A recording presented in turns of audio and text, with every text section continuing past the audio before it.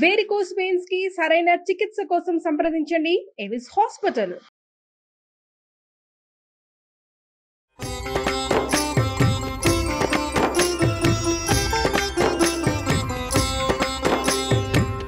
నమస్కారం. మనం అనేక రకాల పురాణాలు వింటూ ఉంటాం. మొన్నటిదాకా కార్తీక పురాణం విన్నాం. ఫిబ్రవరి వస్తే మాఘ పురాణం వింటాం. పురాణాలు మనకి ప్రత్యేకంగా వినపడుతూ కనపడుతూ ఉంటాయి. ఎవరైనా మరణించారంటే గరుడ పురాణం వినాలని కూడా చెప్పుకుంటాం. అసలు ఈ పురాణం అంటే ఏమిటి? ఏంటంటే పురాతనం పాతకాలంలో జరిగిన దాన్నే పురాణం అనాలి. ఇది వరకు జరిగిందే, అదేవి కొత్త కథ కాదు, కల్పించిన కథ కాదు. జరిగిన దాన్ని మళ్ళీ చెప్తారు. మనం చెప్పుకుంటూ ఉండగా తర్వాత కాలంలో జరిగిన కొన్ని విషయాలు దానికి కొంచెం యాడ్ అవుతూ ఉంటాయి. కానీ మొదట విషయం మాత్రం ఫ్రేమ్ అంతా జరిగిందిగానే ఉంటుంది. అయితే ఈ పురాణం వినటం వల్ల అసలు ఏమొస్తుంది మనకి? పురాణంతో ఏం జరుగుతుంది? పురాణంలో ఎలాంటివి చెప్పబడతాయి? అసలు ఎన్ని రకాల పురాణాలు ఉన్నాయి? ఇవన్నీ తెలుసుకోవాల్సిన విషయాలే. ప్రతి పురాణము కొత్త విషయాల్ని తెలియజేస్తుంది. ప్రతి పురాణంలోనూ ఒక దాంట్లో ఒకటి ఇంటర్లింక్డ్గా కనపడతాయి. ఈ పురాణంలో ఇలా చెప్పబడిన గాథ ఇంకో పురాణంలో కొంచెం అటు ఇటుగా మార్పుతోటి కూడా మనకి కనిపిస్తుంది. దీనికి ఎట్లా చెప్తారంటే, ఇప్పుడు మనం మహాభారతాన్ని కూడా మనం పురాణాల్లో కలపకపోయినా మహాభారతాన్ని జయకావ్యం అంటారు. ఈ జయకావ్యం అనేది ప్రత్యేకంగా మనం ఒక శ్లోకంలో వింటుంటాం. నారాయణం నమస్కృత్య నరం చైవ నరోత్తమం దేవీం సరస్వతీం వ్యాసం తతో జయం ఉదీరయేత్ అని. ఈ నారాయణుడికి నరుడికి నమస్కారం చేసి సరస్వతీదేవిని వ్యాసుడిని తలుచుకుని జయం ఉదీరయేత్, జయం అంటే ఈ మహాభారతానికి ఆ పేరుంది. అయితే పురాణాలన్నిటినీ కూడా జయకావ్యాలుగానే చెప్పాలి. ఎందుకంటే ఈ పురాణాలతోటి మనం సంసారాన్ని జయించగలుగుతాము. భగవంతునికి వైపుకి చేరే మార్గాలకి మెట్లుగా మనకి పురాణాలు ఉపయోగపడతాయి. అసలు పురాణాలు ఎన్ని అంటే 18 పురాణాలు మనం వింటూ ఉంటాం. 18 పురాణాల పేర్లు చెప్పమంటే ఎవరికి తెలియదు, కొంచెం కష్టం అవుతుంది. ఈ 18 పురాణాలకి ఉప పురాణాలు కూడా ఉన్నాయి. వాటి నుంచి డ్రైవ్ చేయబడి ఇంకొంచెం ఎలాబరేట్ చేయబడినవి అనమాట. అయితే దేవి భాగవతంలో పురాణాలను గుర్తుపెట్టుకునేందుకు ఒక మంచి శ్లోకం చెప్తారు, చూడండి. మద్వయం భద్వయం చైవ భ్రత్రయం వ చతుష్టయం అనాపలింగ కూస్కాని పురాణాన్ని పృథక్. ఇది తమాషాగా ఉంది, చూడండి. వివరంగా చెప్పుకుందాం. మద్వయం భద్వయం చైవ, మద్వయం మాతోటి 2 పురాణాలు ఉన్నాయి. ఏమేమి ఉన్నాయి? మత్స్య పురాణం, మార్కండేయ పురాణం. తర్వాత భద్వయం, ద్వయం అంటే 2, భాతోటి భాగవత పురాణము, భవిష్య పురాణము. తర్వాత బ్రత్రయం, బ్రాతోటి 3 ఉన్నాయి. ఈ బ్రా అనే అక్షరంతో వచ్చినవి ఏమిటి? బ్రహ్మపురాణం, బ్రహ్మవైవర్త పురాణం, బ్రహ్మాండ పురాణం. తర్వాత చతుష్టయం, వాతోటి 4 ఉన్నాయి. అవేమిటి? వరాహ పురాణం, వామన పురాణం, వాయు పురాణం, విష్ణు పురాణం. ఆ తర్వాత అనాపలింగ కూస్కాని, ఎంత బాగా చెప్పారో చూడండి. ఆతోటి ప్రారంభమయ్యేది అగ్ని పురాణం, నాతో ప్రారంభమయ్యేది నారద పురాణం, పా కదా, పాతో స్టార్ట్ అయ్యేది పద్మపురాణం, లింతో స్టార్ట్ అయ్యేది లింగ పురాణం, గాతో స్టార్ట్ అయ్యేది గరుడ పురాణం, తర్వాత కూతో స్టార్ట్ అయ్యేది కూర్మ పురాణం, తర్వాత స్కాతో ప్రారంభమయ్యేది స్కాంద పురాణం. మొత్తం 18 చెప్పేశారు చూడండి. వాయు పురాణం స్థానంలో అక్కడక్కడ శివపురాణాన్ని స్వీకరించే సంప్రదాయం కూడా ఉంది. వాయు పురాణాన్ని శివపురాణం అని చెప్తారు. అయితే ఇక్కడ మనం చదువుకుంటున్న పుస్తకంలో అది కూడా అలాగే రాసుందనమాట. ఈ భాగవతం విషయంలో కొంతమంది దేవీ భాగవతాన్ని, మరికొందరు విష్ణు భాగవతాన్ని తీసుకుంటారు. దేవీ భాగవతము దీంట్లోనే ఉంది. మనం అనుసరించే సాంప్రదాయాన్ని బట్టి దేవీ భాగవతాన్ని లేదా కృష్ణ భాగవతాన్ని స్వీకరించే విధానం కనిపిస్తుంది. ఈ పురాణాలని కొన్ని వర్గీకరణలు చేశారు, సాత్విక, తామస, రాజసిక పురాణాలుగా. సాత్విక పురాణాలు విష్ణు, నారదీయ, భాగవత, గరుడ, వరాహ పురాణాలు సత్వగుణ ప్రధానమైనవి. ఇలా ఉంటాయా అంటే ఉంటాయండి, పెద్దవాళ్ళు చెప్పిన ప్రకారం వినాలి మనం. రెండోవి తామస పురాణాలు మత్స్య, కూర్మ, లింగ, శివ, స్కాంద పురాణాలు తామస పురాణాలుగా చెప్తారు. తర్వాతది రాజసిక పురాణాలు బ్రహ్మాండ, బ్రహ్మవైవర్త, మార్కండేయ, భవిష్య, వామన పురాణాలు రజోగుణ ప్రధానమైనవి. ఇందులో ఒక వర్గీకరణ ఇంకొంచెం సెపరేట్గా ఏంటంటే శివ సంబంధమైనవి, విష్ణు సంబంధమైనవి, బ్రహ్మ సంబంధమైనవి, సూర్య సంబంధమైనవి, అగ్ని సంబంధమైనవిగా కూడా వీటిని డిఫరెన్షియేట్ చేసి చెప్పబడుతుంది. శివ సంబంధమైన వాటిలలో శివుడు ప్రధాన దైవతంగా, ఆయన కథలే, ఆయన యొక్క భక్తుల గాథలే కనిపిస్తాయి. విష్ణు సంబంధమైన పురాణాల్లో విష్ణు పురాణం, తర్వాత భాగవత పురాణం, నారద పురాణం, ఇవి విష్ణు సంబంధమైనవి. ఈ రకంగా డిఫరెన్షియేట్ చేయబడతాయి. ప్రధానంగా ఈ విష్ణు సంబంధమైన మాసంగా చెప్పబడేటువంటి మార్గశిర మాసము, మార్గశిర మాసంలో జరిగేటువంటి రవి సంక్రమణాన్ని బట్టి ధను సంక్రమణం జరుగుతుంది కాబట్టి అక్కడి నుంచి పూర్తి నెల రోజుల పాటు మార్గశిర పుష్యమాసాల్లో సగం మార్గశిరము సగం పుష్యమాసంలో పూర్తిగా అది పురుషోత్తమ మాసంగా చెప్పబడి విష్ణు సంబంధమైన అర్చనే విశేషంగా జరిగేటువంటి ఈ రోజుల్లో అయితే భాగవతాన్ని లేదా విష్ణు పురాణాన్ని చదువుకోవటము లేదా చెప్పుకోవటము లేదా వినడము చాలా మంచివి. అయితే మనం భాగవతంలో దశమ స్కంధం ఇంతకుముందు చెప్పుకుని ఉన్నాం. విష్ణు పురాణం ఇప్పటిదాకా ఎప్పుడూ చెప్పలేదు. ఈ సంవత్సరం విష్ణు పురాణాన్ని తెలియజేయాలని భావిస్తున్నాం. అయితే విష్ణు పురాణంలో విష్ణు సంబంధమైన గాథలు మనకి తెలిసినవే. ప్రఖ్యాతమైనటువంటి ధ్రువోపాఖ్యానము, ప్రహ్లాదోపాఖ్యానము ఇవి విశేషంగా కనిపిస్తాయి.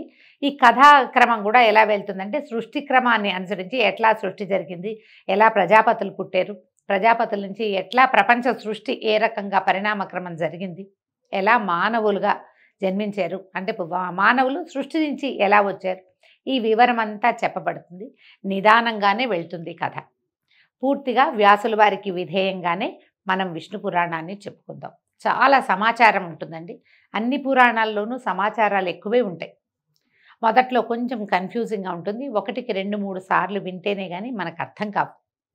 నిదానంగా విని విష్ణు పురాణాన్ని చక్కగా సాకల్యంగా తెలుసుకుందాము. ఈ రోజు నుంచి విష్ణు పురాణం మొదలవుతుంది. ఈ రోజు నుంచే పవిత్రమైనటువంటి ధనుర్మాసం కూడా ప్రారంభమవుతుంది. మనం నెలగంటు పెట్టడం అంటాము, నెలపట్టు పట్టడం అంటాము.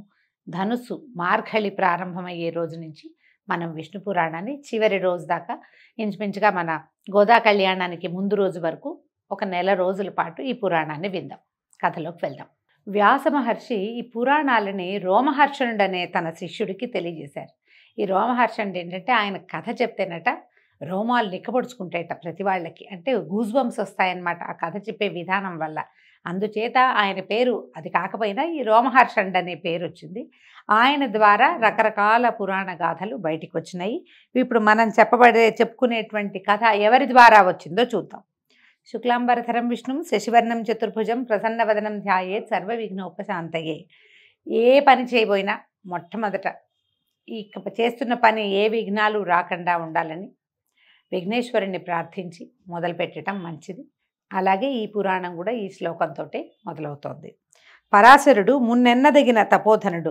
పరాశరుడు అనే ఆయన అందరు మహర్షుల్లో మొట్టమొదట చెప్పుకోవాల్సిన వాడు. ఈ పరాశరుడి మాట ప్రతి వాళ్ళకి తెలుసు. ఈ పేరు ఎక్కడి నుంచి వచ్చిందంటే మనం విష్ణుదాసనామం చదివేటప్పుడు వ్యాసం వశిష్ఠ నప్తారం శక్తే పౌత్రమకల్మషం పరాశరాత్మజం వందే శుకతాతం తపోనిధిం అని చెప్తాం. వ్యాస భగవానుడి యొక్క తండ్రి పరాశరుడు. ఆయన గురించి చెప్తున్నారనమాట. తల్లి కడుపులో ఉన్నప్పుడే వేదశాస్త్రాది విద్యలు క్షుణ్ణంగా నేర్చుకున్న విద్యావంతుడు ఆయన. చిన్నతనంలోనే తపశక్తితోటి రాక్షస సంహారం చేసినవాడు. బ్రహ్మమానస పుత్రుడైన పులస్త్య బ్రహ్మ వలన దివ్యజ్ఞాన శక్తిని పొందాడు. పద్మాక్షుని పాదపద్మ భక్తికి జీవితాన్ని అంకితం చేశాడు. పూర్తిగా విష్ణు భక్తి పరాయణుడే ఈ పరాశరుడు. దివ్యతేజో విరాజమానుడు. అయితే ఇంతటి మహానుభావుడైన పరాశరుడే గురువుగా మైత్రేయుడనే ఆయన వేదశాస్త్రాలు అభ్యసించి శుశ్రూష చేస్తూ ఒకనాడు ప్రభాతకాల కృత్యాలు నిర్వర్తించి సుఖాసీనుడై ఉన్న గురువుకి నమస్కరించి ఇలా అడిగాడట. గురుదేవా, నీ అనుగ్రహం వల్ల వేదాలు శాస్త్రాలు క్షుణ్ణంగా తెలుసుకున్నాను, జ్ఞానధనం పొందిన అదృష్టవంతుణ్ణయ్యాను. ఇక ఒక్కటి అడగాలనుంది, దానికి సమాధానం సర్వజ్ఞుడవైన నువ్వే చెప్పగలవు, తెలియచేయి నాయనా అని అడిగి ఏమడిగాడు? అన్ని లోకాలలో ఆధారమై వెలసిల్లే దేవుడెవరు? ఇంద్రాదులకు ప్రభువు, భక్తుల కోరికలు తీర్చేవాడు, చరాచర పదార్థములందు ఉండేవాడు, యోగీంద్ర వినుతుడు, వేదమయుడు, తన కథల చేత ఇహపర సౌఖ్యాన్ని కలిగించేటువంటి దేవుడెవరు? విజ్ఞాన ప్రదాత, భువన నిర్మాత, భర్త, సంహర్త అయిన ఆ దేవుని గురించి తెలుసుకోవాలని నా కోరిక.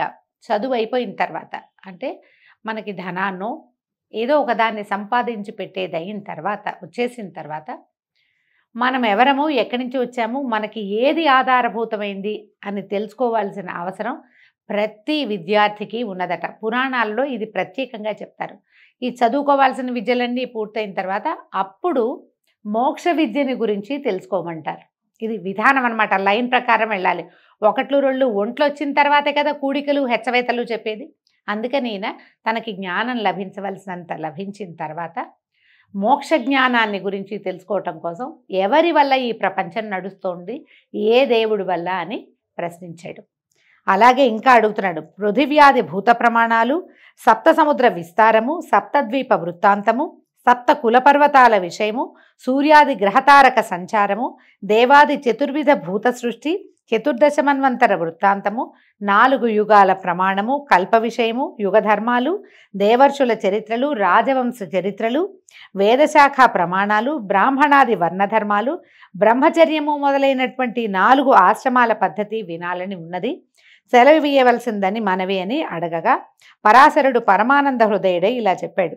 ఏ గురువుకైనా శిష్యులకి తెలుసుకోవాలన్న ఆసక్తి ఉంటే గురువులకి పరమానందంగానే ఉంటుంది. తనకు తెలిసిన ప్రతి విషయాన్ని తన విద్యార్థికి, తన శిష్యుడికి తెలియజేయాలని ప్రతి గురువు భావిస్తాడట. అందుకని ఆయన ఏం చెప్తున్నాడు, మైత్రేయ చాలా మంచి విషయం అడిగావు, నాకు ఇదంతా తెలుసు, నీకు వివరంగా చెప్తానన్నాడు. పరాశరుల వారు సెలవిస్తున్నారు. ఆయన చెప్తున్నారు, మా చిన్ననాడు ఒకప్పుడు పులస్త్య బ్రహ్మ వచ్చి నన్నెంతో ఆదరంగా చూసి నువ్వు పురాణకర్తవవుతావు అని వరం ఇచ్చి వెళ్ళిపోయాడు. ఆ వరప్రభావం వల్ల పౌరాణిక విషయమంతా నాకు స్వాధీనమైంది.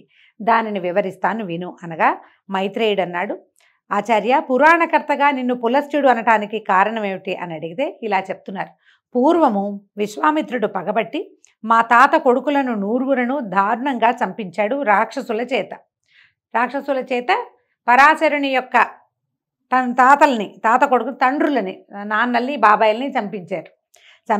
మా తండ్రి శక్తి వారితోనే మరణించాడు. ఇప్పుడు వ్యాసం వశిష్ఠ నప్తారని చెప్పుకున్నాం. శక్తే పౌత్రం అకల్మషం అని.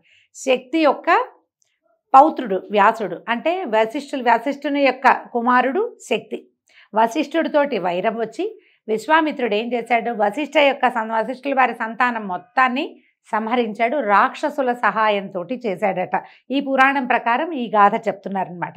అప్పటికి నేను తల్లి కడుపులో ఉన్నాను, అంటే శక్తి మరణించే నాటికి ఆయన కుమారుడు జన్మించల, గర్భస్థ శిశువుగా ఉన్నాడు ఈ పరాశరుడు. వేదశాస్త్రాదులు నాకు వశమయ్యాయి. కొన్నాళ్లకి జన్మించాను. పెద్దవాడనే తపశ్చర్యలో ఉండగా మా అమ్మ దృశ్యంతి నా వద్దకు వచ్చి చెప్పింది. పరాశరుడి తల్లి పేరు దృశ్యంతి అట. నీ తండ్రిని నిష్కారణంగా రాక్షసులు వచ్చి దారుణంగా సంహరించారు.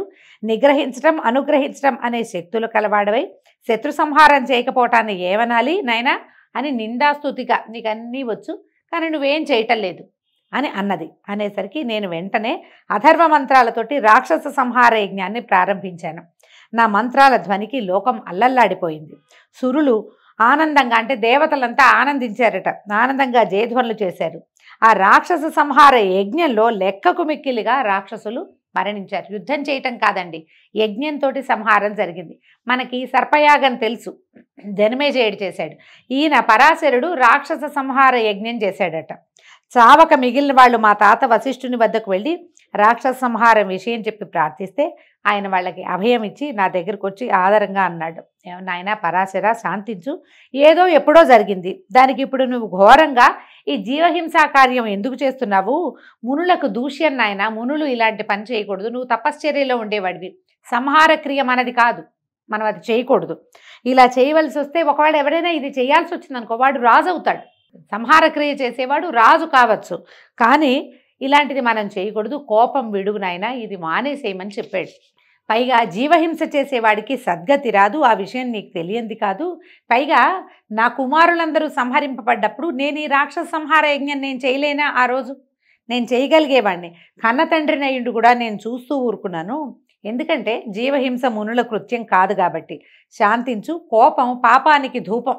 పాపం పెరగటం దేనివల్ల పెరుగుతుందంటే కోపం వల్ల. మనం చూడండి, మామూలుగా కూడా మన కోపం వస్తే ఎంత మాట పడితే అంత మాట అంటాం, మన పాపం పెరిగిపోతుంది. కోపంలో చాలా దుష్కృత్యాలు, అకృత్యాలు, చేయకూడనివి చేస్తాము, అనకూడనివి అంటాము. అందుకని కోపం ఎప్పుడూ పాపానికి ధూపము, అది చేయకూడదు. ముక్తిని, స్వర్గాన్ని సంపాదించిన తపశక్తిని, పుణ్యాన్ని, యశస్సుని, ధర్మాన్ని పోగొడుతుంది. ఇదేం చేస్తుంది? ముక్తిని పోగొడుతుంది కోపం, స్వర్గాన్ని పోగొట్టేస్తుంది, సంపాదించిన తపశక్తిని పోగొడుతుంది. పుణ్యము, యశస్సు, ధర్మము అన్నీ అతి కోపం వల్ల పోతాయి. కోపిష్టితనం పనికిరాదు ఎవరికైనా. ఇక వారి వారి కర్మఫలం కష్ట సుఖాలను కలిగిస్తుంది. దానికోసం చింత, సంతోషము పొందకూడదు. చూడు, ఏ తప్పు చేయని రాక్షసులు వచ్చి అభయం కోరుతూ ఏడుస్తున్నారు, వాళ్ళని రక్షించమన్నాడు. అంటే ఏ రాక్షసులైతే వశిష్ఠపుత్ర సంహారం చేశారో వాళ్ళు పోయారు. వాళ్ళు కాకుండా అమాయకులైన వాళ్ళు కూడా ఆ యజ్ఞంలో పడి చచ్చిపోయారు. మా తప్పేమీ లేదు, మా తాతలు చేసిన దానికి మేము శిక్ష అనుభవిస్తున్నామని వాళ్ళు దుఃఖిస్తున్నారు అని చెప్పి చాలా బోధించేసరికి మా తాత బోధ విని నేను ఈ రాక్షస మారణ హోమాన్ని ముగించేశాను, ఇక మానేశాను. అప్పుడు పులస్త్య బ్రహ్మ మా ఆశ్రమానికి వచ్చి మా తాత చేత సత్కారం పొంది కూర్చుని నన్ను చూసి ఆనందించి వాసిష్ఠ అన్నాడంటే వశిష్ఠుని యొక్క మనవడైనటువంటి ఓ పరాశర, నువ్వు శాంతమూర్తి అయ్యావు, నీకు ఏదైనా ఒక కోరిక అడుగు, నువ్వు అడిగింది నేను తీరుస్తానన్నాడు. అయితే నేను ఆయన పాదాలకు నమస్కరించి జ్ఞానము, మధురమైన వాక్కు, ప్రతిభ, పాండిత్యము, పురాణ ప్రావీణ్యము కావాలి, ప్రసాదించమని ప్రార్థించాను. ఆయన తథాస్తు అన్నాడు. పులస్త్యుని వాక్కు నీ కోరికని సఫలం చేయగా కానీ మా తాత కూడా వరం ఇచ్చినట్టుగా ఆశీర్వదించాడు. ఎవరైనా మహానుభావులు పెద్దవాళ్ళకి దండం పెట్టి ఇల్లు కావాలి వాకిలు కావాలి అని అడగకూడదు, జ్ఞానం కావాలని కోరుకోవాలట, అది చెప్తున్నారు చూడండి. అయితే అది నాకు సిద్ధించింది. ఆ మహానుభావుల అనుగ్రహం వల్ల దేవ రహస్య కార్యాలు, వేద విద్యా విశేషాలు నాకు మలకం అయ్యాయి. కరతలామలకం అంటే కరతలం అంటే చెయ్యండి, అది చెయ్యి. ఆమలకం అంటే ఉసిరికాయ, చేతిలో ఉన్న ఉసిరికాయలాగా దొరికినాయి అన్నమాట ఈయనకి ఇవన్నీ. అనేక శాస్త్రాలు, గాన నృత్య విశేషాలు, చరాచర భూతగణ ప్రవర్తన నాకు వశమయ్యాయి, వివరించి చెప్పగలను. కాబట్టి నువ్వు అడిగినవన్నీ పురాణ రూపంలో చెప్తానని చెప్పాడు. ఇప్పుడు చెప్తున్నారు. ఇక్కడి నుంచి విష్ణు పురాణం ప్రారంభం అండి. విష్ణువు భక్తవత్సలుడు, దేవమయుడు, దేవరక్షకుడు, విశ్వగురువు, సమస్తము విష్ణుమయమై నడుస్తుంది. ఆ దేవునికి సంబంధించి విష్ణు పురాణంగా చెప్తాను విను, ఇది వేద సమానంగా భావించు, శ్రద్ధగా వినమన్నారు. విష్ణు పురాణం వేదాలలో వేదము, శాస్త్రాలలో శాస్త్రము, జ్యోతిష్యంలో జ్యోతిష్యము, నీతి శాస్త్రాలలో నీతి శాస్త్రము, పురాణాలలో పురాణము, ఇతిహాసాలలో ఇతిహాసము, యోగ విద్యలలో యోగ విద్య, కావ్యాలలో కావ్యము, సకల లోక విజయము, సకల జన మనోరంజనము కూడా. పరమాత్ముడైన విష్ణుని చరిత్ర కలిగిన పురాణ సంహిత అది. మునుపు బ్రహ్మదేవుడు దాన్ని స్వకీయ బుద్ధి విశేషంతో దక్ష ప్రజాపతికి చెప్పాడు. ఆయన పురుకుచ్చుడనే రాజుకు చెప్పగా ఆ రాజు సారస్వతునకు చెప్పాడు. అతని ముఖతః నేను విన్నది విన్నట్టుగా నీకు చెప్తాను. ఏ పురాణమైనా 4-5 చెవులకి మారితే కానీ చివరికి చేరదండి.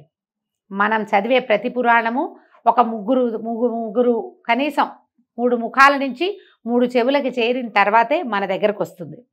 మైత్రేయ, నీ వల్ల ఈనాడు పరమానందుడు, జగద్వంద్యుడు, మునిలోకస్తుత్యుడు, నిత్యుడు అయిన రమారమణుని వర్ణించే అదృష్టం కలిగింది. నా జన్మ కృతార్థమైంది అని వాసుదేవునికి నమస్కరించి వశిష్ఠ పులస్త్య బ్రహ్మలను మనసారా స్మరించి కనులు మూసుకుని ధ్యానముద్రలో భూత భవిష్యద్వర్తమానాలను తెలిసి కనులు తెరిచి ఆదరంగా శిష్యుడితో ఇట్లా చెప్పాడు.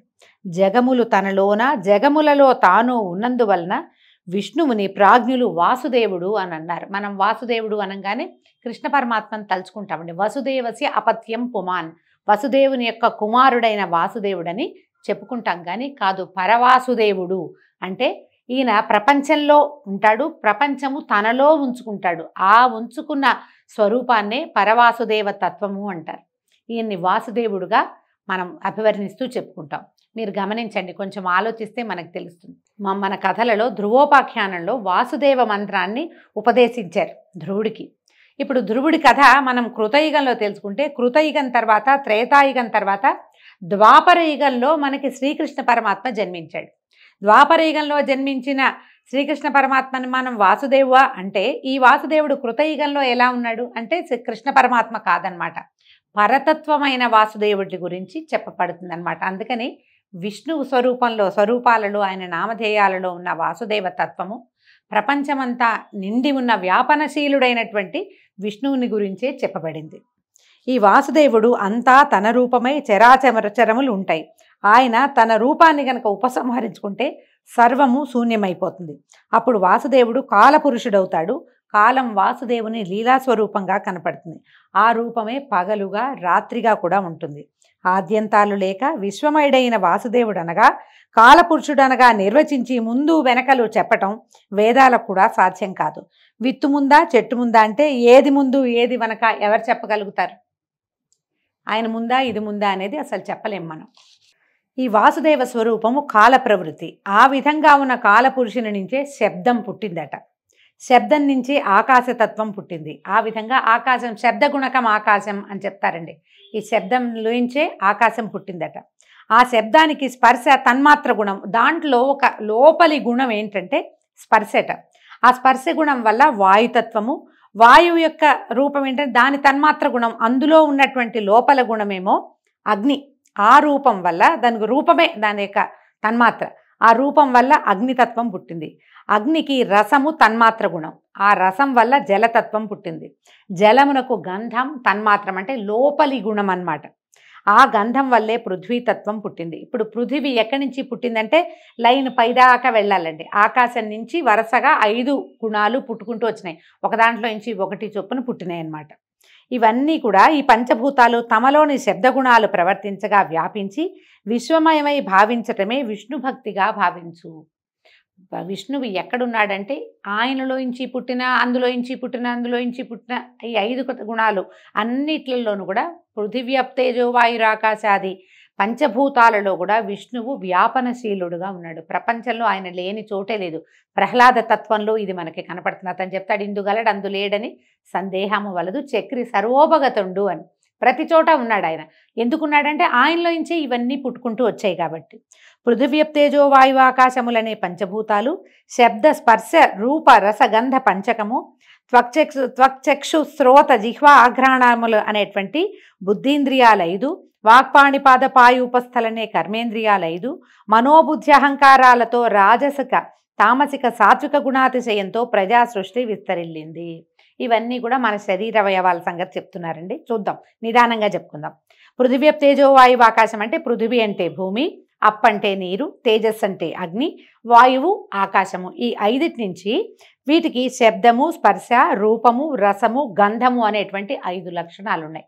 వాటిలోంచి త్వక్ చర్మము, చక్షు అంటే కన్ను, శ్రోత అంటే చెవి, జిహ్వ అంటే నాలుక, ఘ్రాణము అంటే వాసన పీల్చే గుణం నాసికా గుణం. ఇవి బుద్ధీంద్రియాలు 5. తర్వాత వాకు పాణి పాయు ఉపస్థ. వాకు మాట్లాడే గుణము, పాణి పాదములు చేతులు కాళ్ళు, పాయువు ఉపస్థ మన తాలూకు అంతరింద్రియాలు అంటే ఏమైనా విసర్జక అవయవాలు, అవి కర్మేంద్రియాలు 5. మనసు బుద్ధి అహంకారము మొదలైనటువంటి ఇవి. తర్వాత ఈ సాత్వికము రాజస తామసిక సాత్విక గుణాతిశయాలతోటి ప్రపంచం విస్తరిల్లింది. ఇది ఆదిభూత విధం. మొట్టమొదట ప్రపంచం ఏర్పడింది ఇట్లా, ఈ గుణాల ద్వారా ఏర్పడింది. ప్రపంచం అంటే ఒక దేహం అనుకుంటే ఆ దేహధారి లక్ష్మీ వసుధారమండైనటువంటి కేశవుడు. ప్రపంచమంతా విష్ణు స్వరూపమేనని చెప్తున్నారు. కాబట్టి ఆ ప్రభువువి కానివి ఏవీ లేవు. చరాచర స్థితులన్నీ లక్ష్మీపతి లీలలుగానే గ్రహించాలి. ఈ విధంగా శ్రీపతి విశ్వమంతా తానే అయి వాసుదేవుడుగా అయ్యాడు. ఇక బ్రహ్మాండ సృష్టి గురించి చెప్తున్నారు.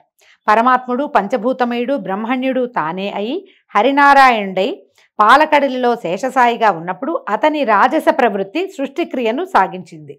ఒక నీటి బుడగను పోలి అండం ఒకటి ఉద్భవించింది. ఇప్పుడు చూడండి, మన సృష్టి కూడా అండంతోటే, ఫిమేల్ ఎగ్గుతోటే మన సృష్టి కూడా వస్తుంది. ఈ మొదట ఒక అండం వల్లాంటి ఒక స్వరూపంతో సృష్టి మొదలైందట. క్రమంగా అది గాఢాంధకారంలో పెరిగింది ఆ పుట్టిన అండం. అయితే ఈ అండం మీద గాఢాంధకారం పెరిగిపోయి జలము, అగ్ని, వాయువు, ఆకాశాలు దాని పైభాగంలో ఆవహించి ఉన్నాయట. ఈ 4 భూతాలు ఒక్కొక్కటి 5 సార్లు కలవగా ఆ అండం మరింతగా పెద్దదై ఉబికింది. ఆ అండంలోంచి ఆ నారాయణుని రాజసమూర్తి అయి సృష్టికర్తగా బ్రహ్మ అనే ఒక దివ్యమూర్తి సంభవించాడు. ఆ బ్రహ్మ చరాచర సృష్టికర్త కాగా సాత్వికమూర్తిగా విష్ణువు పోషిస్తూ ఉండటం, తామసమూర్తిగా రుద్రుడుగా చరాచర ప్రళయం చేయటం జరుగుతూ ఉంది. ఇలాగా బ్రహ్మాండ ప్రళయాలు విష్ణులీలలుగా ఎన్నో జరిగాయి.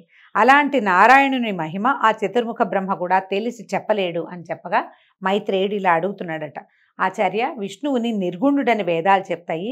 నిర్గుణుడు ఏ గుణాలు లేనివాడు అని చెప్పబడిన భగవంతుడు విష్ణువు సృష్టి స్థిత్యంతాలు ఎలా కలిగించాడు? ఏ గుణము లేదంటే ఏమీ చేయలేడు, ఏమీ చెయ్యడని అర్థం. కానీ అతను ఈ సృష్టి స్థితి లయ 3 అతడే చేశాడని నువ్వు చెప్తున్నావు కదా, ఇది ఎట్లా సాధ్యపడింది అంటే అదంతా ఆయనకి సహజమైన విషయంగా చెప్తున్నారు. అగ్నికి వేడి ఎలా వస్తుంది అంటే ఎట్లా చెప్తాం, అలాగే నారాయణ నామానికి నిర్వచనం చెప్తున్నారు. నారము అంటే నీరు, అది నివాసంగా కలిగిన వాడు నారాయణుడు. ఆ నారాయణుడు భూతరాశికి కర్త అయిన ప్రజాపతి అని చెప్పదగినవాడు. అతని పరమాయువు 100 సంవత్సరాలు. ఆ దేవుని పరమాయువు అయిన 100 సంవత్సరాల కాలంలో మనలాంటి వారికి ఎన్నో సంవత్సరాలు తిరిగిపోతాయట. ఆ కాలక్రమం గురించి చెప్తున్నారు. ఎలా కాలం వీరికి ఉంటుంది, దైవానికి ఎలా ఉంటుంది అని. ఒక లఘువుని పలికేంత కాలం 1 నిమిషం, 18 నిమిషాలు ఒక కాష్ట, అవి 30 కలిస్తే ఒక కళ, 30 కళలు ఒక క్షణం, 12 క్షణాలు ఒక ముహూర్తం, 30 ముహూర్తాలు ఒక పగలు, ఒక రాత్రి, అంటే ఒక రోజు అనమాట. ఒక పగలు ఒక రాత్రి, 15 దినాలు ఒక పక్షం, 2 పక్షాలు ఒక నెల, 2 నెలలు ఒక ఋతువు, 3 ఋతువులు ఒక ఆయనం. మనకు తెలుసు కదా, దక్షిణాయనం ఉత్తరాయణం చెప్పుకుంటాం. అవే ఉత్తరాయణ దక్షిణాయనాలని 2. ఈ 2 కలిపితే ఒక సంవత్సరం. దేవతలకి అది ఒక పగలు రాత్రి. అంటే మన ఒక సంవత్సరము దేవతల యొక్క ఒక డే. అందుకనే వాళ్ళకి పగలు మెలకుగా ఉండే సమయము ఉత్తరాయణము, నిద్రాకాలం దక్షిణాయనము అని చెప్పుకుంటాం కదా. దానికి సౌరమానం అని వ్యవహారం. మనం రోజువారీ విధానం అంతా చాంద్రమానంలో చేస్తాం, ఇది సౌరమానంగా చెప్తున్నారు. ఈ మొత్తం ఈ డే గురించి చెప్పారు కదా, మన దినము సంవత్సరం గురించి చెప్పినప్పుడు అది మొత్తాన్ని సౌరమానం అంటారు. అయితే 17,28,000 సంవత్సరాలు కృతయుగం, 12,96,000 సంవత్సరాలు త్రేతాయుగం, 8,24,000 సంవత్సరాలు ద్వాపరయుగం, 4,32,000 సంవత్సరాలు కలియుగం. అలాంటి 4 యుగాలు ఒక దివ్యయుగం అంటారు. దాని లెక్క 43,20,000 సంవత్సరాలు అవుతాయి. ఇలాంటి యుగాలు 1000 అయితే బ్రహ్మకి ఒక రోజట. ఎంత పెద్ద కాలమో చూడండి. ఇదంతా పేపర్ మీదకి ఎక్కిస్తే చాలా కన్ఫ్యూజింగ్గా ఉంటుంది. కానీ బ్రహ్మదేవుడి ఒక దినం ఏంటంటే ఇలాంటిది. బ్రహ్మ పగలు సృష్టి, రాత్రి ప్రళయం. ఆయనకి పగలు ఏదైతే ఉందో దీంట్లో అది సృష్టి జరిగే కాలం. ఆయన రాత్రి ప్రళయం. అప్పటికి మొత్తం ప్రపంచం అంతా జలమయం అయిపోతుంది, ఇక ఎవరు ఉండరు, మొత్తం అంతా ఖాళీ అయిపోతుంది. దీన్నే నైమిత్తిక కల్పం అని చెప్తారు. దీన్ని అలాంటి దినాలు 30 బ్రహ్మకి ఒక నెల, అవి 12 ఒక సంవత్సరం. ఆ సంవత్సరాలు 100 బ్రహ్మ యొక్క ఆయుః ప్రమాణం అని చెప్తున్నారు. దానికి మహాకల్పం అని వ్యవహారంలో ఉంది. దానికి పూర్వార్ధానికి పద్మకల్పమని, ఉత్తరార్ధానికి వరాహకల్పమని సంజ్ఞలు. ఇప్పుడు మనం శ్వేతవరాహ కల్పంలో ఉన్నాం. మనం చెప్తాం శ్వేతవరాహ కల్పే వైవస్వతమనంతరే కలియుగే ప్రథమపాదే జంబూద్వీపే అని సంకల్పం చెప్పుకునేటప్పుడు మనకి తెలియకుండానే మనం ఏ మన్వంతరంలో ఉన్నామో వివరంగా చెప్పేసుకుంటాం. వరాహ కల్పంలో ఉన్న ఆదివరాహ కల్పం మనది. ఇవి కాలగతులు అని చెప్పగా మైత్రేయుడు, సరే పద్మాసనుడు లోకాన్ని సృజించిన విషయాన్ని చెప్పండి. అయితే సరే, ఇప్పుడు బ్రహ్మదేవుడు పుట్టాడు, అది కదా చెప్పుకున్నాం. ఈ అండంలో నుంచి బ్రహ్మదేవుడు పుట్టుకొచ్చాడు. ఇప్పుడు ఈయన సృష్టిని ఎలా చేశాడో చెప్పమని మైత్రేయుడు అడిగితే పరాశరుడు ఇలా చెప్తున్నాడు. కడచిన కల్పం అంటే ముందు వెళ్ళిపోయిన కల్పం తాలూకు చివరి దశ యందు నిశియందలి రాత్రి నుంచి నారాయణ ధ్యానపరాయణుడై మేల్కొని బ్రహ్మ పరమశూన్యమైన లోకాన్ని చూసి నారాయణ సాత్వికమూర్తే, నారాయణుడు సాత్వికమూర్తే, అంతకు ముందట మత్స్యకూర్మ అవతారాల్లాగా వరాహ రూపం ధరించి అగాధమైన సముద్రంలో మునిగిన భూమిని ఉద్ధరించే సంకల్పంతో సముద్రంలో ప్రవేశించి ఘర్ఘర ధ్వనితో ఉప్పొంగి దంశ్రాగ్రంతో అవలీలగా పూబంతిని ఎత్తినట్టు మీదకి ఎత్తాడు. ఇంత బాగా చెప్తే ఇదేమిటి అనిపిస్తుంది. అయితే ఏమైంది, భూమి అంతా మునిగిపోయింది. దానిని వరాహ స్వరూపంతో స్వామివారు విష్ణుమూర్తి పైకి లేవదీశాడట. ఆ సముద్రంలో మునిగిన నావను కర్ణధారుడు గట్టి మీదకి తెచ్చినట్టుగా పద్మదళం ఏదైనా పువ్వుని ఒక తామరాకును నీళ్ళలో ముంచితే అది అట్లా పైకి తేలొచ్చేస్తుంది. ఆ విధంగా భూమి సముద్రం మీదకి తేలగా నీరంతా పాతాళానికి చేరిందట. అలాగా భూమిని సముద్రం పైకి నిలిపి నలువైపులా కొండల నుంచి ఇక్కట్లు కలక్కండా, దానికి ఏ సమస్య రాకుండా ఆది కూర్మని శేషుణ్ణి కింద నుంచి భూమిని విశ్వమంతటా భద్రంగా ఉంచటానికి తన శక్తిని ప్రసరింపజేసిన మహానుభావుడు ఆ పద్మాక్షుడే. భగవంతుడైన విష్ణుమూర్తి ఏం చేశాడు, భూమిని సముద్రంలోంచి ఉద్ధరించి నీళ్లలోంచి ఉద్ధరించి పైకి పెట్టి తనకి కాపలాగా కొన్ని పర్వతాలని కాపలా ఉంచి మునిగిపోకుండా, అందుకని పర్వతాలని కొండలని భూభరాలంటారు, భూమిని మోస్తాయట. అక్కడి నుంచి ఆదివరాహాన్ని కూడా కింద నుంచి ఉంచి 1000 పడగలు ఉన్నటువంటి ఆదిశేషుడిని కూడా తన భూమికి కాపలాగా తన పడగల మీద ఆనుకుని ఉండేలాగా ఏర్పరిచినటువంటి ఆ పరమశక్తి ఈ పద్మాక్షుడే, వాసుదేవుడే అని చెప్తున్నారు. ఈ విధంగా భూమిని ఎట్లా ఉద్ధరించారు, ఎట్లా బ్రహ్మదేవుడి సృష్టి ప్రారంభమవుతుందో ఈ తొలి భాగంలోని మనం తెలుసుకున్నామండి. రేపు ఉదయం 2వ భాగంలో బ్రహ్మ సృష్టి ఎలా ప్రారంభమైంది, ప్రజాపతులు ఎలా జన్మించారు, వారి సంతానం ఏ విధంగా మన వరకు ఈ కథ ఎలా నడిచిందో రేపటి భాగంలో తెలుసుకుందాం. నమస్కారం.